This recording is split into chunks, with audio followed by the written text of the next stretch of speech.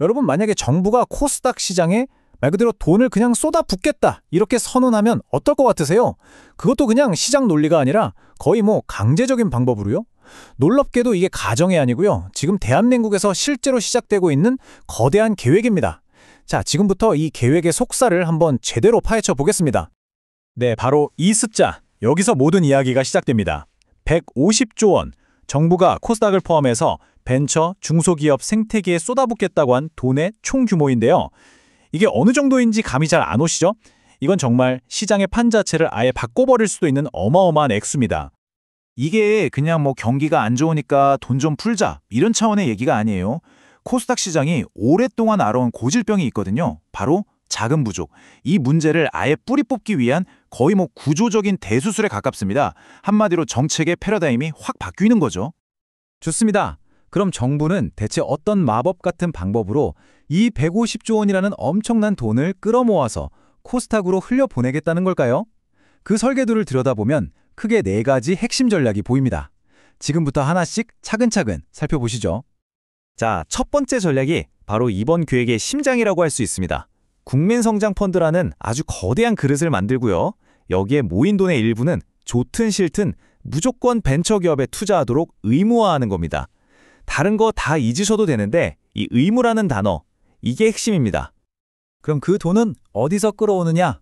바로 이 IMA, 개인종합자산관리 계좌가 통로가 되는 건데요. 이게 뭐냐면 쉽게 말해서 증권사가 저희한테 맡기시면 원금도 지켜드리고 이자도 많이 드릴게요 하면서 시중에 있는 뭉칫돈을 쫙 빨아들이는 상품이거든요. 바로 이 자금을 활용하겠다는 거죠. 자, 이 슬라이드에 나오는 파이프라인이라는 개념, 이게 정말 중요합니다. 사실 이건 자유시장 원칙에서 보면 굉장히 이례적인 조치예요. 민간 금융회사가 고객 돈으로 어디에 투자할지를 정부가 강제하는 셈이니까요. 원래는 은행 예금으로 가려고 했던 안전한 돈의 물줄기를 코스닥이라는 좀 더 모험적인 시장으로 강제로 틀어버리는 거대한 인공 수로를 만드는 거라고 보시면 됩니다. 자, 그럼 정부가 개인 투자자들, 특히 좀 씀씀이가 큰 손들을 끌어들이려고 준비한 미끼는 뭘까요? 역시 가장 확실한 당근이죠. 바로 세금 혜택입니다. 이 표를 한번 보세요. 이게 단순히 한도를 2천만 원 늘리는 것, 그 이상의 의미가 있습니다. 이건 투자 심리를 바꾸는 돈의 단위 변화를 뜻하거든요. 예전에 3천만 원 한도 혜택에는 꿈쩍도 안 하던 자산가들이 5천만 원까지 공제폭이 커지면 이 정도면 한번 해볼 만한데? 하고 움직일 수 있다는 계산이죠. 투자의 문턱을 확 낮추는 아주 강력한 신호라고 할 수 있습니다. 세 번째 전략은 시장의 큰손 중에서도 진짜 큰손, 바로 초대형 투자은행, IB들을 향합니다. 이 사람들은 보통 안정적인 대기업 위주로 거래하지 리스크가 큰 벤처 투자에는 좀 소극적인 경향이 있었거든요. 그래서 여기서도 의무 카드를 또 꺼내듭니다. 과거에는 벤처기업에 투자 좀 해주세요 하는 권고 수준이었다면 이제는 당신들이 모은 자금의 일정 비율은 무조건 벤처 중소기업에 투자해야만 합니다. 라는 의무로 바뀌는 겁니다. 이렇게 강제로 묶이는 자금만 약 20조 원에 달할 것으로 보이니까요. 시장에 없던 돈이 새로 생기는 효과가 나는 거죠.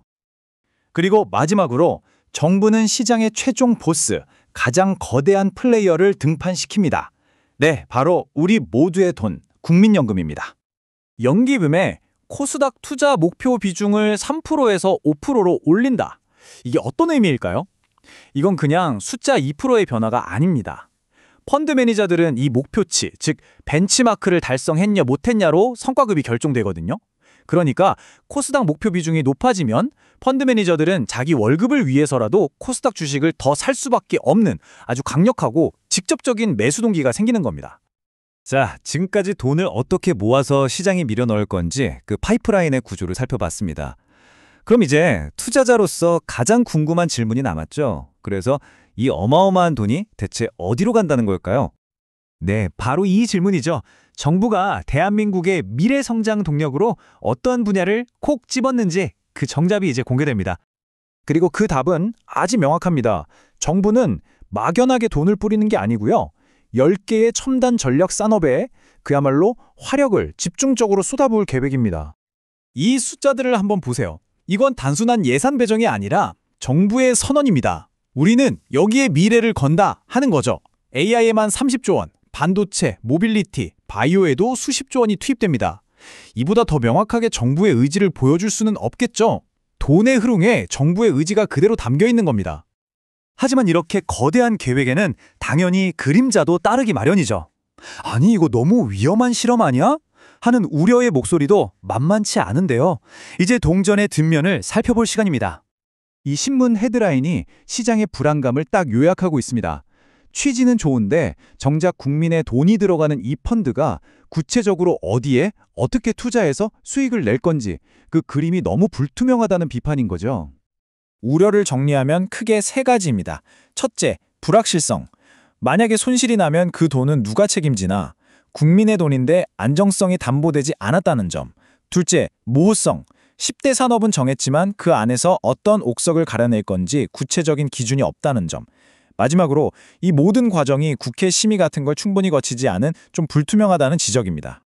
자, 이런 엄청난 기대와 또 만만치 않은 우려 속에서 우리 투자자들은 어떻게 해야 할까요? 여기서 중요한 건 리스크가 무서워서 그냥 외면하는 게 아니라 리스크를 관리하면서 기회를 잡는 겁니다. 그러기 위해서 우리가 반드시 감시해야 할 체크포인트들을 짚어보겠습니다. 이 거대한 흐름에 그냥 몸을 싣는 건 투자가 아니라 투기입니다. 진짜 투자자라면 이제부터 탐정이 되어야 해요. 슬라이드에 나온 것처럼 펀드가 투명하게 운영되는지, 내 돈이 어떤 기업에 들어가는지, 포트폴리오를 끈질기게 분석하고 또 최악의 경우를 대비한 손실 방지 대책이 제대로 작동하는지 두 눈 부릅뜨고 지켜봐야 합니다. 결국 모든 질문은 하나로 모입니다. 정부가 시장의 판을 뒤흔드는 이 거대한 실험을 시작했습니다. 제대로 준비하고 감시하는 투자자에게는 정말 10년에 한 번 올까 말까 한 기회의 파도가 될 수도 있습니다. 그러니 질문은 이 파도에 올라탈 것이냐 말 것이냐가 아닙니다. 진짜 질문은 이 파도를 제대로 타기 위해서 얼마나 꼼꼼하게 준비하고 지켜볼 것이냐입니다. 이제 게임은 시작됐습니다.